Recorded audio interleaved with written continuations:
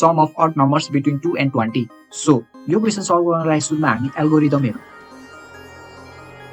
हामीलाई क्वेसनले सम निकाल भनेको छ odd number between 2 and 20. So यो गर्नको लागि हामी के गरौँ, odd number between 2 and 20 हाम्रो के हुन्छ 3, 5, 7 लिएर 19 सम्म हुन्छ।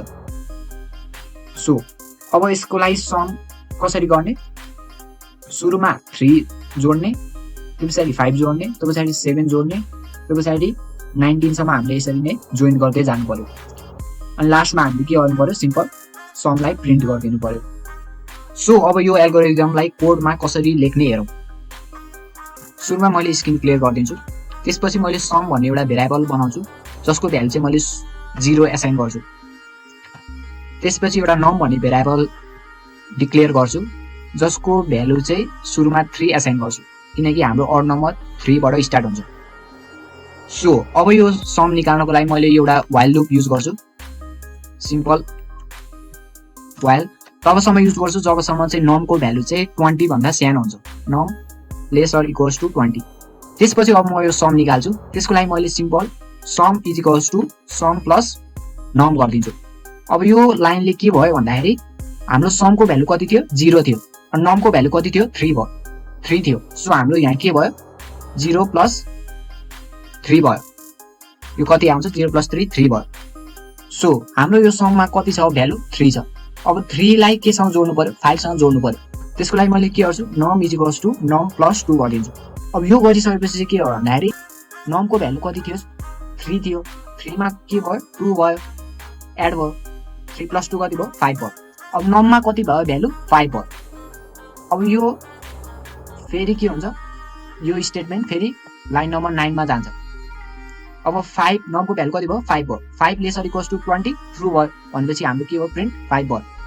अनि सम इज इक्वल्स टु सममा कति थियो, 3 थियो, सममा के थियो, 3 थियो। सो 3 प्लस नममा कति भयो, 5 भइसक्यो। So 3 plus 5 is equals to 8 भयो।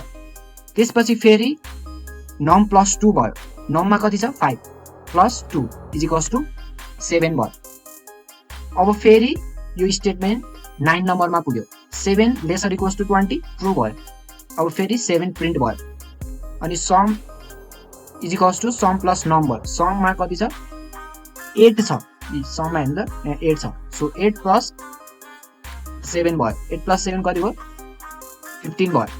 अब फेरि हाम्रो के भयो, नममा नम प्लस 2 भयो, नममा कति छ, 7 प्लस 2 भनेको 9 भयो। फेरि स्टेटमेन्ट 9 मा गयो, 9 less or equals to 20 true भयो, फेरि प्रिन्ट 9 भयो। यसरी नै हाम्रो के भयो, 3, 5, 7, 9, 11, 14 देखि लिएर 19 सम्मको अड नम्बरहरु के भयो, प्रिन्ट भएर हाम्रो के भयो।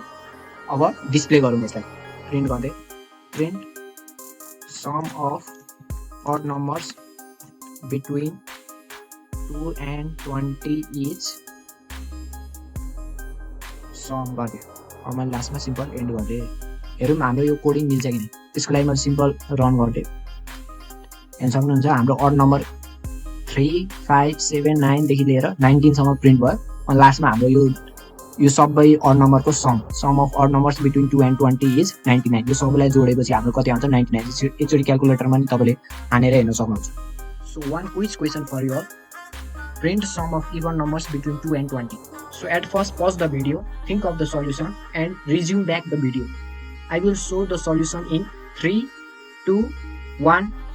Congratulations to you all who found the solution.